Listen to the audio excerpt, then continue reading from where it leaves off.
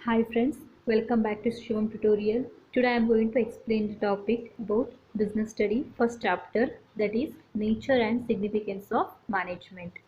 In this video I am going to explain meaning of management, definition of management and characteristics of management.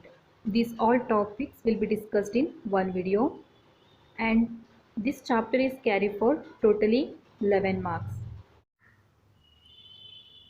What is management? See the word management. Management, the word includes manage. Manage.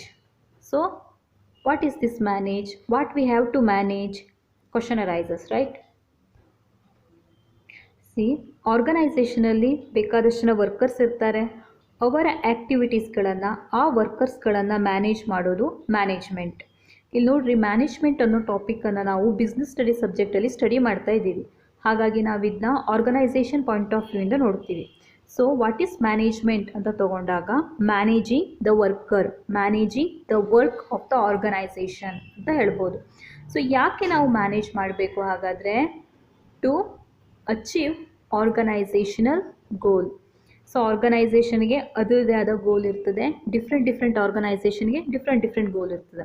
So ಅದನ್ನು achieve ಮಾಡೋದಕ್ಕೆ manage ಮಾಡೋದು, ಏನನ್ನು manage ಮಾಡೋದು? ವರ್ಕರ್ಸನ್ನು manage ಮಾಡೋದಕ್ಕೆ management ಅಂತ ಹೇಳ್ಬೋದು.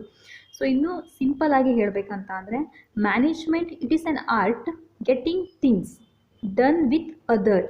So ಇಲ್ಲಿ management ಅನ್ನೋದು ಒಂದು ಆರ್ಟ್, ಒಂದು ಕಲೆ. ಯಾವ ಥರ ಕಲೆ ಅಂತ ಅಂದರೆ ಬೇರೆಯವರಿಂದ ವರ್ಕನ್ನು ತಗೊಳ್ಳುವಂತಹ ಒಂದು ಕಲೆ ಅಂತ ನಾವು ಹೇಳ್ಬೋದು. See what is management? Management is an art of getting things done with the aim of achieving goals effectively and efficiently. Just I told that management it is an art. ಇದು ಒಂದು ಕಲೆ ಆಗಿದೆ. ಯಾವ ಥರ ಕಲೆ ಅಂತ ಅಂದರೆ ಬೇರೆಯವರಿಂದ ವರ್ಕನ್ನು ತಗೊಳ್ಳುವಂಥದ್ದು, getting things done with the aim of achieving goals. ಯಾಕೆ ನಾವು ಬೇರೆಯವರಿಂದ ವರ್ಕನ್ನು ತಗೊಳ್ತೀವಿ ಆರ್ಗನೈಸೇಷನಲ್ಲಿ? To achieve organisational goals. ಇಲ್ಲಿ ಆರ್ಗನೈಸೇಷನ್ ಗೋಲ್ಸ್ ಅಂತ ತಗೊಳ್ಳುವಾಗ ನಾವು ಪ್ರಾಫಿಟ್ ಮೋಟಿವ್ ಅಂತ ತಗೊಳ್ಬೋದು. ಪ್ರತಿ ಆರ್ಗನೈಸೇಷನ್ಗೂ ಅದರದ್ದೇ ಆದ ಸ್ಪೆಸಿಫಿಕ್ ಗೋಲ್ ಇದ್ದೇ ಇರ್ತದೆ. ಸೊ ಇಲ್ಲಿ ಸರ್ವಿಸ್ ಮೋಟಿವ್ ಇಲ್ಲ ಅಂತ ಅಂದರೆ ಆ ಒಂದು ಆರ್ಗನೈಸೇಷನ್ ಮೋಟಿವ್ ಏನಾಗಿರುತ್ತೆ? ಪ್ರಾಫಿಟ್. ಸೊ ಪ್ರಾಫಿಟ್ನ ಜಾಸ್ತಿ ಅರ್ನ್ ಮಾಡಬೇಕು ಅನ್ನೋದು ಆರ್ಗನೈಸೇಷನ್ ಗೋಲ್ ಆಗಿರ್ಬೋದು.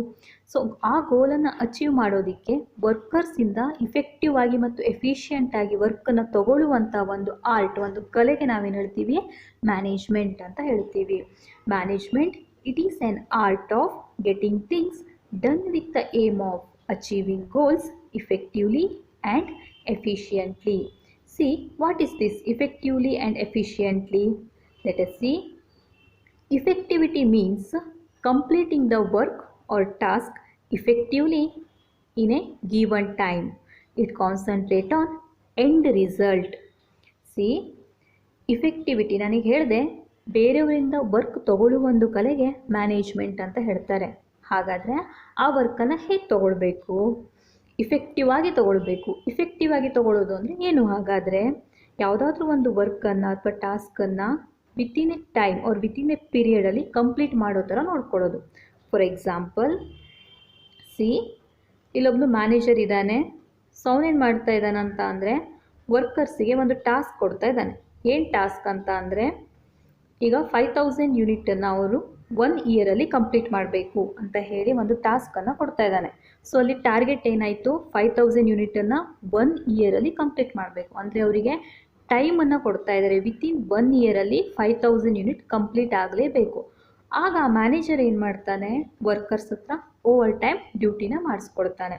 ಸೊ ಹಾಗೆ ಮಾಡೋದ್ರಿಂದ ಅವ್ನ ಟಾರ್ಗೆಟ್ ಅವನು ರೀಚ್ ಆದಾಗೆ. ಅವ್ನ ಟಾರ್ಗೆಟ್ ಏನಿತ್ತು? ವಿತಿನ್ 1 ಇಯರಲ್ಲಿ 5000 ಯೂನಿಟ್ನ ಪ್ರೊಡ್ಯೂಸ್ ಮಾಡಬೇಕು, ಯೂನಿಟ್ಸ್ ಪ್ರಾಡಕ್ಟನ್ನು ಪ್ರೊಡ್ಯೂಸ್ ಮಾಡಬೇಕು ಅಂತ ಇತ್ತು. ಸೊ ಅವನು ಅದನ್ನು ವರ್ಕರ್ಸಿಂದ ಓವರ್ ಟೈಮ್ ಡ್ಯೂಟಿನ ಮಾಡಿಸ್ಕೊಂಡು ಕಂಪ್ಲೀಟ್ ಮಾಡ್ಕೋತಾನೆ. ಅಂದರೆ ಇಫೆಕ್ಟಿವ್ಲಿ ಅದು ಕಾನ್ಸಂಟ್ರೇಟ್ ಯಾವ ಕಡೆ ಮಾಡುತ್ತೆ ಅಂತಂದರೆ ಎಂಡ್ ರಿಸಲ್ಟ್ ಕಡೆ ಅದು ಕಾನ್ಸಂಟ್ರೇಟ್ ಮಾಡ್ತದೆ. ಫೈನಲಿ ನಮಗೆ ವರ್ಕ್ ಇಫೆಕ್ಟಿವ್ ಆಗಿ ಆಗೋದು ಇಂಪಾರ್ಟೆಂಟ್ ಅಂತ. So management it also concentrate on effectivity of the workers, effectivity of the management, effectivity of the manager. Next, efficiency. Efficiency means doing the task correctly with minimum cost. See here, effective ಆಗಿ work ಮಾಡೋದು ಅಂತ ಅಂದರೆ within ಅ ಟೈಮಲ್ಲಿ, within ಅ given ಪೀರಿಯಡಲ್ಲಿ ಆ ವರ್ಕನ್ನು, ಟಾಸ್ಕನ್ನು complete ಮಾಡೋದು. ಅದನ್ನ complete ಮಾಡೋ ಟೈಮಲ್ಲಿ ಏನು ಮಾಡಬೇಕು, ಅದನ್ನು ಮಿನಿಮಮ್ ಕಾಸ್ಟಲ್ಲಿ ಮಾಡಬೇಕಾಗ್ತದೆ. ಸೊ ಇವಾಗ ಒಂದು ಯಾವುದಾದ್ರೊಂದು ಪ್ರೊಡಕ್ಷನ್ನ ಮಾಡುವಾಗ ವಿತಿನ್ ಅ ಟೈಮಲ್ಲಿ ಕಂಪ್ಲೀಟ್ ಮಾಡಬೇಕು ಅಂತ ಹೇಳಿ ಕಾಸ್ಟನ್ನು ಜಾಸ್ತಿ ಮಾಡಿಕೊಂಡ್ರೆ ಆಗ ಮ್ಯಾನೇಜ್ಮೆಂಟಿಗೆ ಅದರಿಂದ ಕಂಪ್ಲೀಟ್ ಲಾಸ್ ಆಗುತ್ತೆ. ಸೊ ಇಫೆಕ್ಟಿವ್ ಆಗಿ ಮಾಡೋದ್ರ ಜೊತೆಗೆ ಎಫಿಷಿಯೆಂಟ್ ಆಗಿಯೂ ಕೂಡ ವರ್ಕನ್ನು ಮಾಡಬೇಕು. ಇವಾಗ ನೋಡ್ರಿ, ನಾನು ಫಸ್ಟ್ ಎಕ್ಸಾಂಪಲ್ನ ಕೊಟ್ಟೆ. ಮ್ಯಾನೇಜರ್ ಏನು ಮಾಡ್ಬೋದು, ವರ್ಕರ್ಸ್ ಹತ್ರ ಓವರ್ ಟೈಮ್ ಡ್ಯೂಟಿನ ಮಾಡಿಸ್ಕೊಳ್ಬೋದು. ಸೊ ಅದ್ರ ರಿಸಲ್ಟ್ ಏನಾಗುತ್ತೆ, ಅವನಿಗೆ ಸ್ಯಾಲ್ರಿನ ಜಾಸ್ತಿ ಪೇ ಮಾಡಬೇಕಾಗ್ತದೆ, ಎಕ್ಸ್ಪೆನ್ಸಸ್ ಆಯಿತು, ಹೌದಾ. ಸೊ ಅವನು ಅದನ್ನ ಇಫೆಕ್ಟಿವ್ ಆಗಿ ವರ್ಕ್ ಮಾಡಬೇಕು ಅಂದರೆ ಏನು ಮಾಡಬೇಕಾಯ್ತು, ವರ್ಕರ್ಸಿಗೆ ಹೇಳ್ಬೋದು ಏನಂತ, ನಾನು ನಿಮಗೆ ಬೋನಸ್ ಕೊಡ್ತೇನೆ, ಪ್ರಾಫಿಟ್ ಜಾಸ್ತಿ ಬಂದರೆ ನಾನು ನಿಮಗೆ ಬೋನಸ್ ಕೊಡ್ತೇನೆ ಅಂತ ಹೇಳ್ಬೋದು. ಆಗ ಅವನು ಇಫೆಕ್ಟಿವ್ ಆಗಿಯೂ ವರ್ಕ್ ಮಾಡ್ಕೊಂಡಂಗೆ ಆಗುತ್ತೆ, ಮಿನಿಮಮ್ ಕಾಸ್ಟಲ್ಲೂ ವರ್ಕ್ ಮಾಡಿದಾಗೆ ಆಗುತ್ತೆ. So efficiency means doing the task correctly with minimum cost. Effective ಆಗಿ ವರ್ಕ್ ಮಾಡುವುದರ ಜೊತೆಗೆ ಅವ್ರೇನು ಮಾಡಬೇಕಾಗತ್ತೆ, ಮ್ಯಾನೇಜರ್ ಅಥವಾ ಮ್ಯಾನೇಜ್ಮೆಂಟ್ ಏನು ಮಾಡಬೇಕಂತ ಅಂದರೆ ಕಾಸ್ಟ್ ಕಡೆನೂ ಕಾನ್ಸಂಟ್ರೇಟ್ ಮಾಡಬೇಕು. ಸೊ ಕಾಸ್ಟ್ ಅಂತ ಅಂದರೆ ಇಲ್ಲಿ ಮನಿ ಇರ್ಬೋದು, ಅಥವಾ ಮಟೀರಿಯಲ್ ಇರ್ಬೋದು, ಅಥವಾ ವರ್ಕರ್ಸ್ ಇರ್ಬೋದು. ಸೊ ಇವೆಲ್ಲ ಏನು ಸೋರ್ಸ್ ಆಯಿತು. ಈ ಸೋರ್ಸ್ಗಳು ವೇಸ್ಟ್ ಆಗದೇ ಇರೋ ರೀತಿಯಲ್ಲಿ ಇದನ್ನು ಯುಟಿಲೈಸ್ ಮಾಡೋದು ಕೂಡ ಒಂದು task. So management it also concentrate on effectivity and efficiency. Okay friends, next definition. Management can be defined as management is the process of designing and maintaining an environment in which individuals working together in a group effectively accomplish selected aims. Okay friends, next we discuss about the characteristics of management. First characteristics is management is a goal oriented process. So ನಾನು ಸ್ಟಾರ್ಟಿಂಗಲ್ಲಿ explain ಮಾಡ್ತಾ ಹೇಳಿದ್ದೆ, management ಅನ್ನೋದು ಬೇರೆಯವರಿಂದ ವರ್ಕ್ನ ತಗೊಳ್ಳೋ ಒಂದು ಕಲೆ. ಯಾಕೆ ವರ್ಕನ್ನು ತಗೊಳುತ್ತೆ ಮ್ಯಾನೇಜ್ಮೆಂಟ್ ಬೇರೆಯವರಿಂದ ಅಂತ ಅಂದರೆ, ಗೋಲನ್ನು ಅಚೀವ್ ಮಾಡೋದಕ್ಕೆ, ಆರ್ಗನೈಸೇಷನ್ ಗೋಲನ್ನು ಅಚೀವ್ ಮಾಡೋದಕ್ಕೆ ಬೇರೆಯವರಿಂದ, ವರ್ಕರ್ಸಿಂದ ಅದು ವರ್ಕ್ ತಗೊಳ್ತದೆ ಅಂತ ಅಂದಿದ್ದೆ. ಹಾಗೆ ಬೇರೆ ಬೇರೆ ಆರ್ಗನೈಸೇಷನಿಗೆ ಬೇರೆ ಬೇರೆ ಥರ ಗೋಲ್ ಇರುತ್ತೆ ಅಂತ ಹೇಳಿದ್ದೆ. ಸೊ ಇದನ್ನೇ ನಾವಿಲ್ಲಿ ಫಸ್ಟ್ ಕ್ಯಾರೆಕ್ಟರಿಸ್ಟಿಕ್ಸ್ ಆಗಿ ಸ್ಟಡಿ ಮಾಡ್ತಾ ಹೋಗ್ತೀವಿ. Let us see the example. ಒಂದು ಹೋಟೆಲ್ ಬಿಸ್ನೆಸ್ ಇದೆ ಅಂತ ಅಂದ್ಕೊಳ್ಳೋಣ. ಸೊ ಹೋಟೆಲ್ ಬಿಸ್ನೆಸ್ ಇದ್ದರೆ ಅವರ ಗೋಲ್ ಏನಾಗಿರುತ್ತೆ ಅಂತ ಫಸ್ಟ್ ಅನಲೈಸ್ ಮಾಡೋಣ. ಸಿ, ಅವ್ರ ಗೋಲ್ ಏನಾಗಿರುತ್ತೆ, ಇನ್ಕ್ರೀಸಿಂಗ್ ಡಿಮಾಂಡನ್ನು ಇನ್ಕ್ರೀಸ್ ಮಾಡ್ಕೊಳ್ಳೋದು ಅವರ ಒಂದು ಗೋಲ್ ಆಗಿರ್ಬೋದು. ನೆಕ್ಸ್ಟ್ ಅಟ್ರಾಕ್ಟಿಂಗ್ ಕಸ್ಟಮರ್ಸ್, ಒಳ್ಳೆ ಸರ್ವಿಸಸ್ನ ಕೊಡೋದು, ಆಫರ್ಸ್ನ ಕೊಡೋದು, ಈ ಥರ ಎಲ್ಲ ಮಾಡಿ ಕಸ್ಟಮರ್ನ ಅಟ್ರಾಕ್ಟ್ ಮಾಡ್ಕೊಳ್ಳೋದು. Next increasing profit. ಅಫ್ಕೋರ್ಸ್ ಎಲ್ಲ ಬಿಸ್ನೆಸ್ಸಿಂದು ಪ್ರಾಫಿಟ್ ಮೋಟಿವ್ ಮೇನ್ ಇರುತ್ತೆ, ಹಾಗಾಗಿ ಪ್ರಾಫಿಟ್ನ ಇನ್ಕ್ರೀಸ್ ಮಾಡ್ಕೊಳ್ಳೋದು ಕೂಡ ಅವ್ರದ್ದೊಂದು ಗೋಲ್ ಆಗಿರ್ಬೋದು. ಸೊ ಇದಿಷ್ಟು ಏನು ಆ ಒಂದು ಆರ್ಗನೈಸೇಷನ್ ಅಥವಾ ಆ ಒಂದು ಬಿಸ್ನೆಸ್ಸಿಂದ ಏನಿದೆ, ಆ ಹೋಟೆಲ್ ಬಿಸ್ನೆಸ್ಸಿಂದ ಏನಿದೆ ಅದರ ಗೋಲ್. ಓಕೆ ಫ್ರೆಂಡ್ಸ್, ಈಗ ನೆಕ್ಸ್ಟ್ ಇನ್ನೊಂದು ಎಕ್ಸಾಂಪಲ್ನ ತೊಗೊಳ್ಳೋಣ. ಒಂದು ಎಜುಕೇಷನ್ ಇನ್ಸ್ಟಿಟ್ಯೂಷನ್ನ ತೊಗೊಳ್ಳೋಣ. ಎಜುಕೇಷನ್ ಇನ್ಸ್ಟಿಟ್ಯೂಷನ್ ಅಂತ ಅಂದರೆ ಇಲ್ಲಿ ಪ್ರಾಫಿಟ್ ಮೋಟಿವ್ ಆಬ್ವಿಯಸ್ಲಿ ಇದ್ದೇ ಇರ್ತದೆ, ಬಟ್ ಅದಕ್ಕಿಂತಲೂ ಹೆಚ್ಚಾಗಿ ಅವರು ಕಾನ್ಸಂಟ್ರೇಟ್ ಮಾಡೋದೇನು ಅಂತಂದರೆ ಕ್ವಾಲಿಟಿ ಎಜುಕೇಷನ್ ಕಡೆಗೆ. ಅವರ ಒಂದು ಮೇನ್ ಗೋಲ್ ಅದೇ ಆಗಿರುತ್ತೆ, maintaining good quality educational system. ಒಂದು ಒಳ್ಳೆ ಕ್ವಾಲಿಟಿ ಎಜುಕೇಷನ್ನ ಪ್ರೊವೈಡ್ ಮಾಡಬೇಕು ಅನ್ನೋದು ಅವರ ಗೋಲ್ ಆಗಿರುತ್ತೆ. ಸೊ ನಾನಿಲ್ಲಿ ಬೇರೆ ಬೇರೆ ಎಕ್ಸಾಂಪಲ್ಸ್ನ ಯಾಕೆ ತೊಗೊಂಡೆ ಅಂತ ಅಂದರೆ, ಇಲ್ಲಿ ಬೇರೆ ಬೇರೆ ಆರ್ಗನೈಸೇಷನ್ಸ್ ಇದೆ, ಹೌದಾ. ಒಂದು ಸರ್ವಿಸ್ ಸೆಕ್ಟರ್ ಇದೆ, ಇನ್ನೊಂದು ಪ್ರಾಫಿಟ್ ಮೋಟಿವ್, ಎರಡು ಕೂಡ ಸರ್ವಿಸ್ ಸೆಕ್ಟರೇ. ಬಟ್ ಒಂದು ಕಡೆ ಏನಾಗಿದೆ, ಬಿಸ್ನೆಸ್ ಇದೆ. ಯಾವ ಥರ ಬಿಸ್ನೆಸ್ ಅಂದರೆ ಹೋಟೆಲ್ ಬಿಸ್ನೆಸ್ ಇದೆ. ಇನ್ನೊಂದು ಕಡೆ ಎಜುಕೇಷನ್ ಅನ್ನೋದಿದೆ. ಸೊ ಇಲ್ಲಿ ನೋಡ್ರಿ, ಬೇರೆ ಬೇರೆ ಆರ್ಗನೈಸೇಷನ್ ಆಗಿದೆ, ಅಲ್ಲಿ ಅವರ ಗೋಲ್ ಕೂಡ ಏನಿದೆ, ಚೇಂಜ್ ಇದೆ, ಬೇರೆ ಬೇರೆ ಥರ ಗೋಲ್ ಇರುತ್ತೆ. Okay, C friends, an organization has a set of basic goals which are the basic reason for its existence. These should be simple and clearly stated. Different organizations have different goals. So ಈ ಕ್ವಶನ್ಸ್ನ ನಿಮಗೆ ಕೇಳೋದೆ 8 ಮಾರ್ಕ್ಸಿಗೆ ಕೇಳ್ತಾರೆ. So ತುಂಬ explain ಮಾಡಬೇಕು ಅಂತ ಇರೋದಿಲ್ಲ, ಎಷ್ಟು content ಇರಬೇಕು, ಎಷ್ಟು ವೇಟೇಜ್ ಇರಬೇಕು ಅಷ್ಟೇ ಎಕ್ಸ್ಪ್ಲೇನ್ ಮಾಡಿದರೆ ಸಾಕು. ಸೊ ನೀವಿಷ್ಟು ಎಕ್ಸ್ಪ್ಲೇನ್ ಮಾಡಿದ್ರೆ ಸಾಕಾಗತ್ತೆ. ಈ ಒಂದು ಪಾಯಿಂಟಿಗೆ ಏನಿದೆ ಅಂತ ಹೇಳ್ತೇನೆ ನೋಡ್ರಿ. An organization has a set of basic goals which are the basic reason for its existence. So ನಾನಿಲ್ಲಿ ಬೇರೆ ಬೇರೆ ಎಕ್ಸಾಂಪಲ್ಸ್ನ ತೊಗೊಂಡೆ. ಒಂದು ಹೋಟೆಲ್ ಬಿಸ್ನೆಸ್, ಒಂದು ಎಜುಕೇಷನ್ ಅಂತ ಹೇಳಿ ತೊಗೊಂಡೆ. ಸೊ ಅಲ್ಲಿ ನೋಡ್ರಿ, ಆ ಒಂದು ಅದ್ರ ಗೋಲ್ ಏನಿದೆ, ಅದೇ ಅದರ ಎಕ್ಸಿಸ್ಟೆನ್ಸಿಗೆ ಮೇನ್ ರೀಸನ್ ಆಗಿರುತ್ತೆ. These should be simple and clearly stated. So ಅವರ ಗೋಲ್ ಏನಾಗಿರಬೇಕು, ಸಿಂಪಲ್ ಆಗಿರಬೇಕು ಮತ್ತು ಕ್ಲಿಯರ್ಲಿ ಸ್ಟೇಟೆಡ್ ಅಂತಂದರೆ ಅವರಿಗೆ ಆ ಗೋಲ್ ಬಗ್ಗೆ ಒಂದು ಕ್ಲಾರಿಟಿ ಇರಬೇಕು. Next, different organisations have different goal. So hotel ಬಿಸ್ನೆಸ್ಗೆ ಅದರದೇ ಆದ ಗೋಲ್ ಇದೆ, ಎಜುಕೇಷನ್ ಇನ್ಸ್ಟಿಟ್ಯೂಷನ್ಗೆ ಅದರದೇ ಆದ ಗೋಲ್ ಇದೆ. So different organisations have different goals. Okay friends, next feature ಅಥವಾ ನೆಕ್ಸ್ಟ್ ಕ್ಯಾರೆಕ್ಟರಿಸ್ಟಿಕ್ಸ್ನ ನೋಡೋಣ. Management is all pervasive. Pervasive ಅನ್ನೋ ವರ್ಡ್ ಇದೆ ಅಲ್ಲ, ಹಾಗಂತ ಅಂದರೆ ಎಲ್ಲ ಕಡೆಗೂ ಇರುತ್ತೆ ಅಂತ ಹೇಳಿ ಅರ್ಥ. ಮತ್ತು ಈ ವರ್ಡ್ ನಿಮಗೆ ಆಲ್ಮೋಸ್ಟ್ ಸೆಕೆಂಡ್ ಇಯರ್ನ ಬಿಸ್ನೆಸ್ ಸ್ಟಡೀಸ್ ಸಬ್ಜೆಕ್ಟಲ್ಲಿ ನೀವು ಈ ವರ್ಡ್ ತುಂಬ ರಿಪೀಟ್ ಆಗುತ್ತೆ. ಪರ್ವೆಸಿವ್ ಅಂತ ಅಂದರೆ ಎಲ್ಲ ಕಡೆಗೂ ಇರುತ್ತೆ ಅನ್ನೋ ಒಂದು ಅರ್ಥ ಬರುತ್ತೆ. Next, the activities involved in managing and enterprises are common to all organization. So ಇಲ್ಲಿ ನೋಡ್ರಿ, ಬೇರೆ ಬೇರೆ ಆರ್ಗನೈಸೇಷನ್ ಅಂತ ತೊಗೊಂಡ್ರೆ, ಕಂಪನೀಸ್ ಅಂತ ತೊಗೊಂಡ್ರೆ, ಅಥವಾ ಪೆಟ್ರೋಲ್ ಬಂಕ್ ಅಂತ ತೊಗೊಂಡ್ರೆ, ಅಥವಾ ಹಾಸ್ಪಿಟಲ್ಸ್. ಸೊ ಇಲ್ಲಿ ನೋಡ್ರಿ, ಬೇರೆ ಬೇರೆ ಆರ್ಗನೈಸೇಷನ್ಸ್ಗಳಿವೆ, ಆದರೆ ಎಲ್ಲ ಕಡೆಗೂ ಮ್ಯಾನೇಜ್ಮೆಂಟ್ ಅನ್ನೋದು ಇದ್ದೇ ಇರ್ತದೆ. ಎಲ್ಲ ಕಡೆಗೂ ಆ್ಯಕ್ಟಿವಿಟೀಸ್ ಆಗೇ ಆಗುತ್ತೆ, ಎಲ್ಲ ಕಡೆಗೂ ವರ್ಕರ್ಸ್ ಇದ್ದೇ ಇರ್ತಾರೆ. ಸೊ ಅವ್ರನ್ನ ಮ್ಯಾನೇಜ್ ಮಾಡಲೇಬೇಕು. ಹಾಗಾಗಿ ಎಲ್ಲ ಕಡೆಗೂ ಎಲ್ಲ ಆರ್ಗನೈಸೇಷನ್ಸಲ್ಲೂ ಮ್ಯಾನೇಜ್ಮೆಂಟ್ ಅನ್ನೋದು ಇದ್ದೇ ಇರ್ತದೆ. So all pervasive. ಈಗ ನಾವು ಆರ್ಗನೈಸೇಷನ್ನೇ ಯಾಕೆ ತೊಗೊಳ್ಬೇಕು, ನಮ್ಮ ಮನೆಯೇ ತೊಗೊಳ್ಳೋಣ. ನಮ್ಮ ಮನೇಲೂ ಕೂಡ ಮ್ಯಾನೇಜ್ಮೆಂಟ್ ಅನ್ನೋ ಕಾನ್ಸೆಪ್ಟ್ ಇದೆ. ನಮ್ಮ ಮನೇನ ಎಲ್ಲವನ್ನು ಯಾರು ಮ್ಯಾನೇಜ್ ಮಾಡ್ತಾರೆ? ಯೂಶ್ವಲಿ ಅಮ್ಮನೋ ಅಪ್ಪನೋ. ಫೈನಾನ್ಷಿಯಲಿ ಮ್ಯಾಟರ್ ಬಂದಾಗ ತಂದೆಯವರು ಮ್ಯಾನೇಜ್ ಮಾಡ್ತಾರೆ. ಇನ್ನು ಮನೆಯೆಲ್ಲ ಮೇಂಟೈನ್ ಮಾಡೋ ಮ್ಯಾಟರ್ ಬಂದಾಗ ತಾಯಿ ಮ್ಯಾನೇಜ್ ಮಾಡ್ತಾಳೆ. ಸೊ ಈ ಥರ ನಮ್ಮ ಮನೆಯಲ್ಲೂ ಕೂಡ ಏನಿದೆ, ಮ್ಯಾನೇಜ್ಮೆಂಟ್ ಅನ್ನೋದಿದೆ. ಸೊ ಮ್ಯಾನೇಜ್ಮೆಂಟ್ ಅನ್ನೋದು ಒಂದು ಆರ್ಗನೈಸೇಷನ್ ಇರ್ತದೆ, ಆ ಥರ ಆಗೋದಿಲ್ಲ. ಮ್ಯಾನೇಜ್ಮೆಂಟ್ ಈಸ್ ಆಲ್ ಪರ್ವೆಸಿವ್, ಎಲ್ಲ ಕಡೆಗೂ ಇರುತ್ತೆ. See, the activities involved in managing and enterprises are common to all organization. Next characteristics, management is a multi dimensional. So management is a multi dimensional ಅಂತ ಅಂದರೆ ಮ್ಯಾನೇಜ್ಮೆಂಟ್ಗೆ ಬೇರೆ ಬೇರೆ ರೀತಿಯ ಮುಖ ಉಂಟು ಅಂತ ಹೇಳಿ ಅರ್ಥ. ಬೇರೆ ಬೇರೆ ರೀತಿಯಲ್ಲಿ ವ್ಯೂಸ್ ಇದೆ, ಬೇರೆ ಬೇರೆ ರೀತಿಯಲ್ಲಿ ನೋಡುತ್ತೆ ಮ್ಯಾನೇಜ್ಮೆಂಟ್ ಅಂತ ಹೇಳಿ. C, management has three main dimensions, that is, first one, management of work, second one, management of people, third one, management of operations. C, ಇದನ್ನು ನಾವು ಡೈಮೆನ್ಷನ್ಸ್ ಅಂತ ಯಾಕೆ ಹೇಳ್ತೇವೆ ಅಂತ ಹೇಳ್ತೇನೆ. ಮ್ಯಾನೇಜ್ಮೆಂಟ್ ಆಫ್ ವರ್ಕ್, ಆರ್ಗನೈಸೇಷನಲ್ಲಿ ವರ್ಕ್ ತುಂಬ ಇಂಪಾರ್ಟೆಂಟ್ ಆಗುತ್ತೆ. ವರ್ಕೇ ಇಲ್ಲ, ವರ್ಕರ್ಸೇ ಇಲ್ಲ ಅಂತ ಅಂದರೆ ಅಲ್ಲಿ ಮ್ಯಾನೇಜ್ಮೆಂಟ್ ಯಾವ ಆ್ಯಕ್ಟಿವಿಟೀಸ್ಗಳು ನಡೆಯೋದಿಲ್ಲ. ಸೊ ವರ್ಕ್ ಮೇಲೆ ಏನು ಮ್ಯಾನೇಜ್ಮೆಂಟ್ ನಿಂತ್ಕೊಂಡಿರುತ್ತೆ ಅಂತ ಹೇಳ್ಬೋದು. ಹಾಗಾಗಿ ಆ ಒಂದು ಇಂಪಾರ್ಟೆನ್ಸ್ ವರ್ಕಿಗೆ ಏನಾಗಿದೆ, ಡೈಮೆನ್ಷನ್ಸ್ ಅಂತ ಹೇಳಿ ಇಲ್ಲಿ ಇಂಪಾರ್ಟೆನ್ಸ್ನ ಕೊಟ್ಟಿದ್ದಾರೆ. ನೆಕ್ಸ್ಟ್, ಮ್ಯಾನೇಜ್ಮೆಂಟ್ ಆಫ್ ಪೀಪಲ್ ಅಂತ ಅಂದರೆ ವರ್ಕರ್ಸ್ ಹ್ಯೂಮನ್ ರಿಸೋರ್ಸಸ್. ಸೊ ಆರ್ಗನೈಸೇಷನ್ಗೆ ವರ್ಕರ್ಸ್ ಅನ್ನೋದು ಕೂಡ ಒಂದು ರಿಸೋರ್ಸಸ್ ಇರೋ ಹಾಗೆ. ವರ್ಕರ್ಸ್ ಇಲ್ಲ ಅಂತಂದರೆ ಯಾವ ಆ್ಯಕ್ಟಿವಿಟೀಸ್ಗಳು ಆಗೋದಿಲ್ಲ. ಹಾಗಾಗಿ management of people another important dimensions of management. Next, management of operations ಅಂತ ಅಂದರೆ ಆ್ಯಕ್ಟಿವಿಟೀಸ್. ಫಾರ್ ಎಕ್ಸಾಂಪಲ್, ಇವಾಗ ಒಂದು ಫ್ಯಾಕ್ಟ್ರಿ ಇದೆ ಅಂತ ಅಂದ್ಕೊಳ್ಳಿ.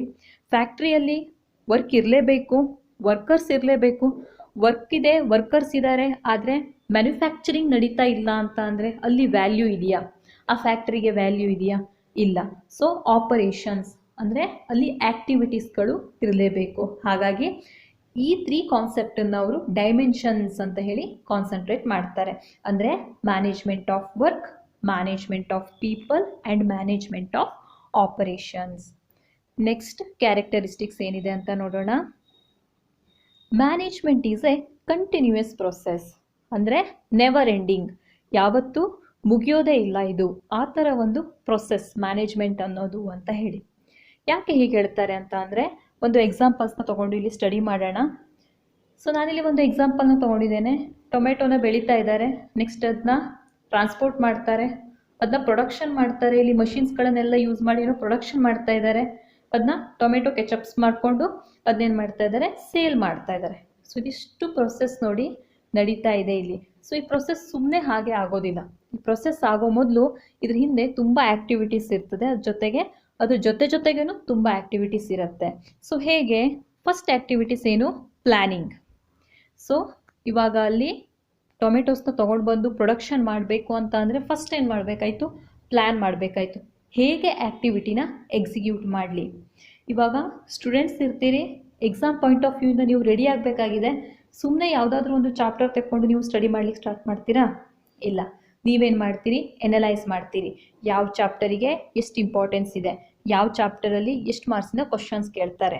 ಮೀನ್ಸ್ ನೀವು ಸ್ಟಡಿ ಮಾಡೋ ಮೊದಲು ನೀವು ಪ್ಲ್ಯಾನ್ ಮಾಡ್ತಾ ಇದ್ದೀರಿ, ಹೇಗೆ ನಾನು ಸ್ಟಡಿ ಮಾಡಲಿ, ಹೇಗೆ ನಾನು ಸ್ಟಾರ್ಟ್ ಮಾಡಲಿ ಅಂತ. ಹಾಗೆ ಆರ್ಗನೈಸೇಷನಲ್ಲೂ ಅಷ್ಟೇ, ಆ್ಯಕ್ಟಿವಿಟೀಸ್ ಎಲ್ಲ ಸ್ಟಾರ್ಟ್ ಮಾಡೋ ಮೊದಲು ಪ್ಲ್ಯಾನಿಂಗ್ ನಡೀತದೆ. ಪ್ಲ್ಯಾನಿಂಗ್ ಆದ ನೆಕ್ಸ್ಟ್ ಆರ್ಗನೈಸಿಂಗ್. ಆರ್ಗನೈಸಿಂಗ್ ಅಂತ ಅಂದರೆ ಇಲ್ಲಿ ಮಟೀರಿಯಲ್ ಆ್ಯಂಡ್ ನಾನ್ ಮಟೀರಿಯಲ್ ರಿಸೋರ್ಸಸ್ಗಳನ್ನೆಲ್ಲ ಆರ್ಗನೈಸ್ ಮಾಡ್ಕೊಳ್ಳೋದು. ಅದು ಮಷಿನರಿ ಇರ್ಬೋದು, ಅಸೆಟ್ಸ್ ಇರ್ಬೋದು, ಅಥವಾ ಹ್ಯೂಮನ್ ರಿಸೋರ್ಸಸ್ ಇರ್ಬೋದು. ಅದನ್ನೆಲ್ಲ ಏನು ಮಾಡೋದು? ಆರ್ಗನೈಸಿಂಗ್ ಮಾಡ್ಕೊಳ್ಳೋದು. Next staffing. ಸ್ಟಾಫಿಂಗ್ ಅಂತ ಅಂದರೆ ಈ ವರ್ಕನ್ನೆಲ್ಲ ಎಕ್ಸಿಕ್ಯೂಟ್ ಮಾಡೋದಕ್ಕೆ ವರ್ಕರ್ಸ್ ಬೇಕು, ಹೌದಾ? ಸೊ ಹಾಗಾಗಿ ವರ್ಕರ್ಸನ್ನು ಹೈಯರ್ ಮಾಡ್ಕೊಳ್ಬೇಕಾಯ್ತು. Next directing. ವರ್ಕರ್ಸನ್ನು ಹೈಯರ್ ಮಾಡ್ಕೊಂಡ ನಂತರ ಆ ವರ್ಕರ್ಸಿಗೆ ಡೈರೆಕ್ಷನ್ ಕೊಡಬೇಕು. ನೀವು ಹೀಗೆ ವರ್ಕ್ ಮಾಡಿರಿ, ಈ ಥರ ಪ್ಲ್ಯಾನ್ನ ನೀವು ಎಕ್ಸಿಕ್ಯೂಟ್ ಮಾಡಿ ಅಂತ ಅವರಿಗೆ ಡೈರೆಕ್ಷನ್ನ ಕೊಡಬೇಕು. That is directing. ಫೈನಲಿ ಅವರನ್ನು ಕಂಟ್ರೋಲ್ ಮಾಡಬೇಕು. ಡೈರೆಕ್ಷನ್ ತೋರಿಸೋದ್ರ ಜೊತೆಗೆ ಅವರನ್ನು, ಅವರ ಆ್ಯಕ್ಟಿವಿಟೀಸ್ಗಳನ್ನು ಕಂಟ್ರೋಲ್ ಮಾಡಬೇಕು. ನೋಡಿ, ಅಂದರೆ ಇದಿಷ್ಟು ಪ್ರೊಸೆಸ್ ಒನ್ ಬೈ ಒನ್ ಆಗ್ತಾನೆ ಹೋಗುತ್ತೆ ಮ್ಯಾನೇಜ್ಮೆಂಟಲ್ಲಿ. ಸೊ ಇದು ಹೇಗಿದೆ ಅಂತ ಅಂದರೆ, ನಿಮಗೆ ಇದು ಒಂದು ಚಾಪ್ಟರ್ ವೈಸ್ ನೀವು ಇದನ್ನ ಸ್ಟಡಿ ಮಾಡ್ತಾ ಹೋಗ್ತೀರಿ. ಸಪ್ರೇಟ್ ಚಾಪ್ಟರ್ ಇದೆ. ಪ್ಲ್ಯಾನಿಂಗ್ ಒಂದು ಚಾಪ್ಟರ್ ಇದೆ, ಆರ್ಗನೈಸಿಂಗ್ ಒಂದು ಚಾಪ್ಟರ್ ಇದೆ, ಸ್ಟಾಫಿಂಗ್ ಒಂದು ಚಾಪ್ಟರ್ ಇದೆ, ಡೈರೆಕ್ಟಿಂಗ್ ಒಂದು ಚಾಪ್ಟರ್ ಇದೆ, ಹಾಗೆ ಕಂಟ್ರೋಲಿಂಗ್ ಅನ್ನೋದು ಒಂದು ಚಾಪ್ಟರ್ ಇದೆ. ಸೊ ಅದರಲ್ಲಿ ನೀವು ಇನ್ನೂ ಡೀಪಾಗಿ ಇದ್ರ ಬಗ್ಗೆ ಸ್ಟಡಿ ಮಾಡ್ತೀರಿ. ಸೊ ಇಲ್ಲಿ ನೋಡ್ರಿ, ಇವಾಗ management is A continuous process ಅಂತ ಇದೆ ಇಲ್ಲಿ, ಹೌದಾ? ಅದಕ್ಕೂ ಇದಕ್ಕೂ ಏನು ಸಂಬಂಧ?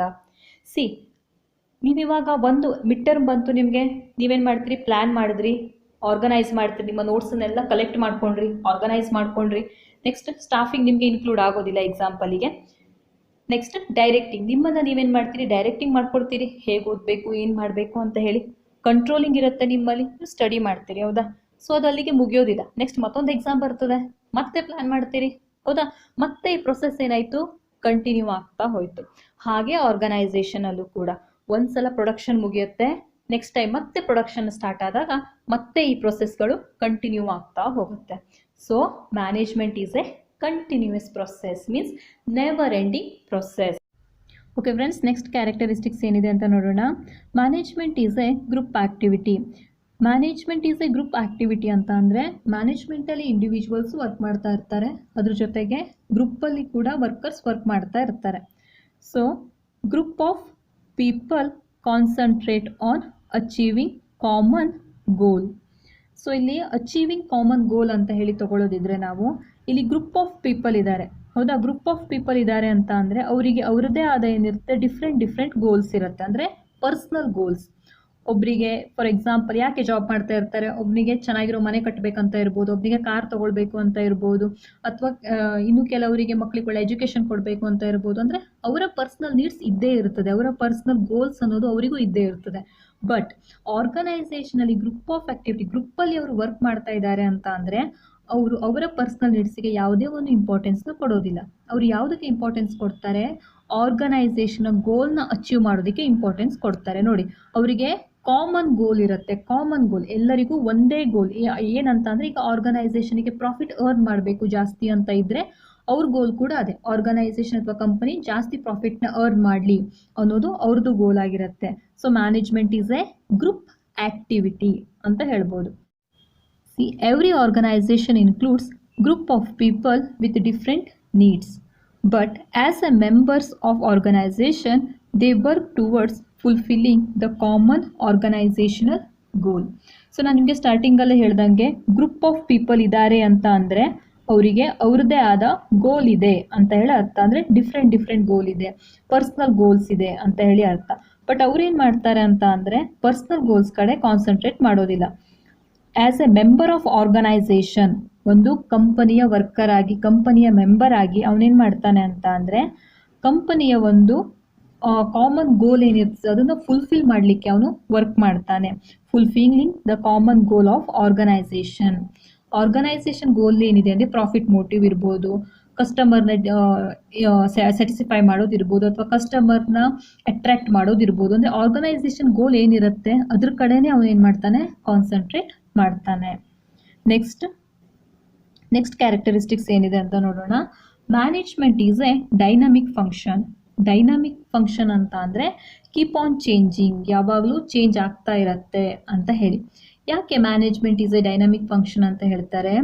ಮ್ಯಾನೇಜ್ಮೆಂಟ್ ಎನ್ವೈರ್ಮೆಂಟಲ್ಲಿ ವರ್ಕ್ ಮಾಡ್ತಾ ಇರ್ತದೆ, ಆ ಎನ್ವೈರ್ಮೆಂಟ್ ಏನು ಯಾವಾಗಲೂ ಚೇಂಜ್ ಆಗ್ತಾನೆ ಇರ್ತದೆ.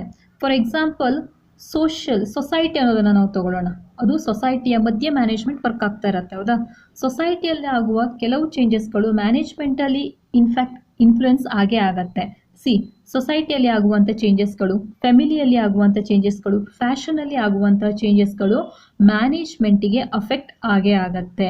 ಸೊ ಇವಾಗ ಫಾರ್ ಎಕ್ಸಾಂಪಲ್ ಫ್ಯಾಷನ್ ಅಂತ ತಗೊಂಡಾಗ ಯಾವಾಗಲೂ ಒಂದೇ ಥರ ಕಾರ್ನ ಒಂದು ಡಿಸೈನ್ ಅಥವಾ ಮಾಡೆಲ್ ರನ್ ಆಗ್ತಾ ಇರತ್ತಾ? ಇಲ್ಲ. ಜನರೇಷನ್ ಚೇಂಜ್ ಆದಾಗೆ ಇಯರ್ ಬೈ ಇಯರ್ ಕಾರ್ನ ಮಾಡೆಲ್ಸ್ ಇರ್ಬೋದು, ಪ್ರತಿಯೊಂದು ಅಪ್ಡೇಟ್ ಆಗ್ತಾ ಇರುತ್ತೆ. ಯಾವುದೇ ಮಷಿನರಿ ತಗೊಳ್ಳಿ ಅಥವಾ ಯಾವುದೇ ಒಂದು ಡ್ರೆಸ್ ತಗೊಳ್ಳಿ, ಯಾವುದೇ ಒಂದು ಸಿಸ್ಟಮ್ ತಗೊಳ್ಳಿ, ಸೊ ಅದೇನು ಅಪ್ಡೇಟ್ ಆಗ್ತಾ ಇರುತ್ತೆ. ಸೊ ಆರ್ಗನೈಸೇಷನ್ ಏನು ಮಾಡಬೇಕಾಯಿತು? ಸೊಸೈಟಿಯಲ್ಲಿ ಆಗುವ ಚೇಂಜಸ್ಸನ್ನು ಅದು ಕೂಡ ಅಡಾಪ್ಟ್ ಮಾಡ್ಕೊಳ್ಬೇಕಾಯಿತು. So management is keep on changing, ಅಂದರೆ ಮ್ಯಾನೇಜ್ಮೆಂಟ್ ಯಾವಾಗಲೂ ಒಂದೇ ಥರ ಇರೋದಿಲ್ಲ, ಚೇಂಜ್ ಆಗ್ತಾನೆ ಇರ್ತದೆ. ಸೊ ನಾವಿಲ್ಲಿ ಅದರ್ ಫ್ಯಾಕ್ಟರ್ಸ್ನ ಬೇಕಾದರೆ ತಗೊಳ್ಳೋಣ. ಇಕನಾಮಿಕ್ ಫ್ಯಾಕ್ಟರ್ಸ್ ಅಂದರೆ ಡಿಮಾಂಡ್ ಆ್ಯಂಡ್ ಸಪ್ಲೈ ಇರ್ಬೋದು, ಮನಿ and banking, income and employment. So ಈ ಫ್ಯಾಕ್ಟರ್ಸು ಕೂಡ ಇದ್ದ ಹಾಗೆ ಇರುತ್ತಾ? ಇಲ್ಲ, ಚೇಂಜ್ ಆಗ್ತಾನೆ ಇರುತ್ತೆ year by year. So demand and supply, one ಟೈಮಲ್ಲಿ ಜಾಸ್ತಿ ಡಿಮಾಂಡ್ ಇರ್ಬೋದು ಪ್ರಾಡಕ್ಟಿಗೆ, ಒನ್ ಟೈಮಲ್ಲಿ ಕಡಿಮೆ ಇರ್ತದೆ. ಸೊ ಆವಾಗ ಮ್ಯಾನೇಜ್ಮೆಂಟ್ ಏನು ಮಾಡಬೇಕು? ಡಿಮಾಂಡ್ ಹೇಗಿದೆ ಅನ್ನೋ ಬೇಸ್ನ ಇಟ್ಕೊಳ್ಳೋದು ಪ್ರೊಡಕ್ಷನ್ನ ಮಾಡಬೇಕಾಗತ್ತೆ. ಒನ್ ಟೈಮಲ್ಲಿ ಜಾಸ್ತಿ ಪ್ರೊಡಕ್ಷನ್ ಆಗುತ್ತೆ, ಇನ್ನೊಂದು ಟೈಮಲ್ಲಿ ಕಡಿಮೆ ಪ್ರೊಡಕ್ಷನ್ ಆಗುತ್ತೆ. ಸೊ ಇದು ಏನು ಮ್ಯಾನೇಜ್ಮೆಂಟಿಗೆ ಅಫೆಕ್ಟ್ ಆಯಿತು.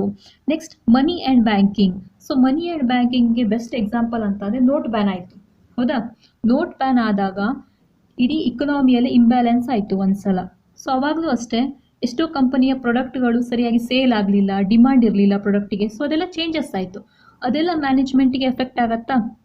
ಸೊ ಅದು ಒಂದು ಫ್ಯಾಕ್ಟರ್. ನೆಕ್ಸ್ಟ್ ಅಂತ ಅಂದರೆ income and employment.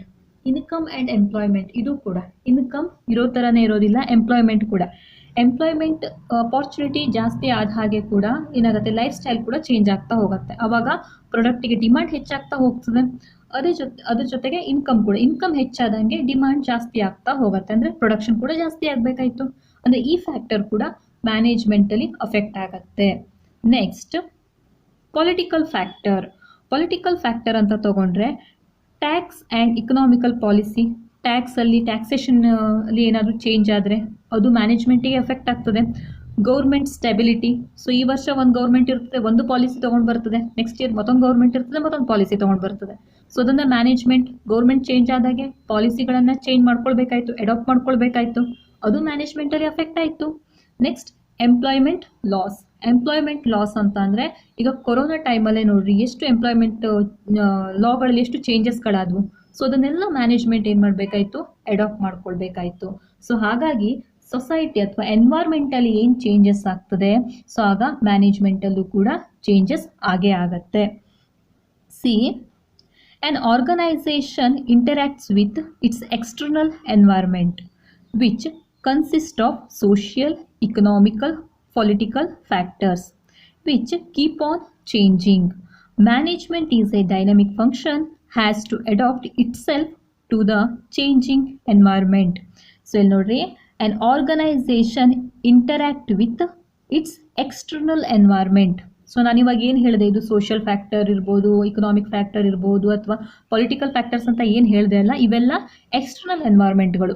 Internal environment ಅಂತ ಅಂದರೆ ಕಂಪನಿಯ ಒಳಗಡೆ ಆಗುವಂಥ ಆ್ಯಕ್ಟಿವಿಟೀಸ್ಗಳು, ಅದು ಕೂಡ ಮ್ಯಾನೇಜ್ಮೆಂಟಿಗೆ ಇನ್ಫ್ಲುಯೆನ್ಸ್ ಆಗ್ತದೆ. ಅದ್ರ ಜೊತೆಗೆ ಕಂಪನಿ ಅಥವಾ ಮ್ಯಾನೇಜ್ಮೆಂಟ್ನ ಹೊರಗಡೆ ಆಗುವಂಥ ಆ್ಯಕ್ಟಿವಿಟೀಸ್ ಅಂದರೆ ಎಕ್ಸ್ಟರ್ನಲ್ ಫ್ಯಾಕ್ಟರ್ಸ್, ಅದು ಕೂಡ ಇನ್ಫ್ಲುಯೆನ್ಸ್ ಆಗೇ ಆಗ್ತದೆ. So management is a dynamic function, has to adapt itself. Management is a dynamic function ಅಂದರೆ management is a changing function. ಇಲ್ಲಿ ಫ್ಯಾಕ್ಟರ್ಸ್ಗಳು ಚೇಂಜ್ ಆಗ್ತಾ ಹೋದಂಗೆ ಅಲ್ಲಿ ಮ್ಯಾನೇಜ್ಮೆಂಟ್ ಕೂಡ ತನ್ನನ್ನು ತಾನು ಚೇಂಜ್ ಮಾಡ್ಕೊಳ್ತಾನೆ ಬರಬೇಕು. So has to adapt itself to the changing environment. ಅದು ಮ್ಯಾನೇಜ್ಮೆಂಟ್ ಏನು ಮಾಡಬೇಕು, ಅದೇನು ಮಾಡಬೇಕು, ಆ ಚೇಂಜಸ್ಗಳನ್ನೆಲ್ಲ ಅಡಾಪ್ಟ್ ಮಾಡ್ಕೊಳ್ತಾನೆ ಹೋಗಬೇಕು. ಅಡಾಪ್ಟ್ ಮಾಡಿಕೊಂಡು ತನ್ನನ್ನು ತಾನು ಚೇಂಜ್ ಮಾಡ್ಕೊಳ್ತಾನೆ ಹೋಗಬೇಕು.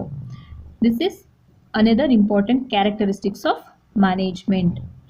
Next, management is an intangible force. So intangible ಅಂತ ಅಂದರೆ ಕಣ್ಣಿಗೆ ಕಾಣೋದಿಲ್ಲ ಅನ್ನೋ ಥರ ನಾವು ತಗೊಳ್ಬೋದು. Management is intangible force that can not be seen but its presence can be felt in the way of organisation functions. See ಮ್ಯಾನೇಜ್ಮೆಂಟಲ್ಲಿ ಇದೆ ಅಂತ ನಮ್ಗೆ ಹೇಗ್ರಿ ಗೊತ್ತಾಗತ್ತೆ? ಹೇಗಂತಂದರೆ ಅಲ್ಲಿ ಒಂದು ಪರ್ಫೆಕ್ಟ್ ಆದ ಆ್ಯಕ್ಟಿವಿಟೀಸ್ ನಡೀತಾ ಇರ್ತದೆ. ಸೊ ಮನೆ ಎಲ್ಲ ಕ್ಲೀನ್ ಇದೆ, ಚೆನ್ನಾಗಿದೆ ಅಂತ ಅಂದರೆ ಅಮ್ಮ ಅದನ್ನ ಮ್ಯಾನೇಜ್ ಮಾಡ್ತಾ ಇದ್ದಾಳೆ ಅಂತ ಅರ್ಥ.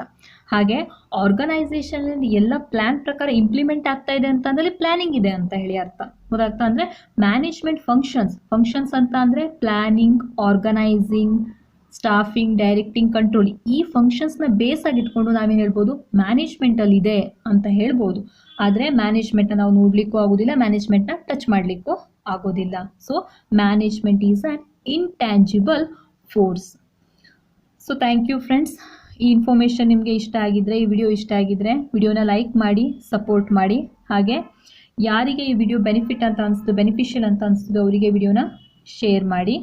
Thank you. Thanks for watching.